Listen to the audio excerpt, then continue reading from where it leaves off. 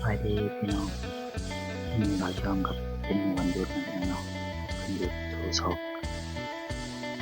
อยู่ทำงานเราจองกับร้านนี้พี่น้องหยุดตั้งแต่วันที่3พี่น้องวันที่13ยังได้เริ่มเรียกเลยพี่น้องผมมีทางไปนะผมมีเรียกเห็ดก็เลยออกมาขี่รถถีบเล่นในแถวนี้มีครูที่เป็นคนลาวหรือว่าคนไทยถ้าเห็นผ่านๆก็ทักทายไม่ได้เป็นอย่างเลยหาแม่อยู่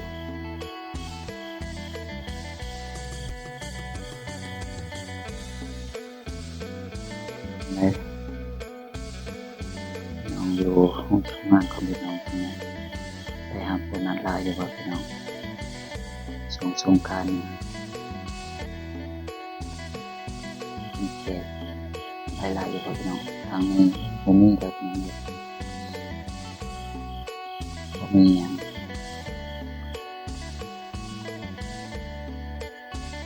วันหยุดเป็นการอายุหลายแต่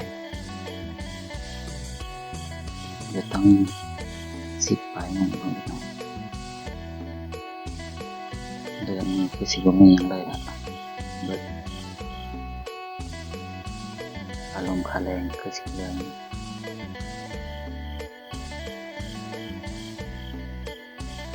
ทางพี่น้องเด็กเป็นยังไงหยุดจับมือพี่น้อง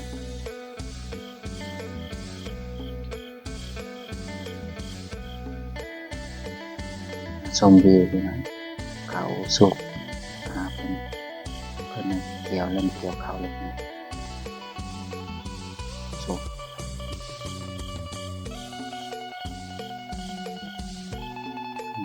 เอาวันหยุดไปเที่ยวทางไหนแน่ทางนี้ผมทางเที่ยวแล้วดูมันกับเขาเลยนะ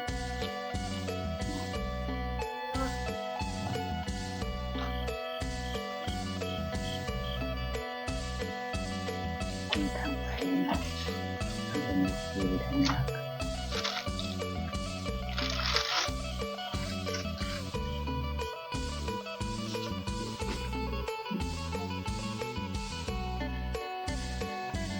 เป็นผ่านแถว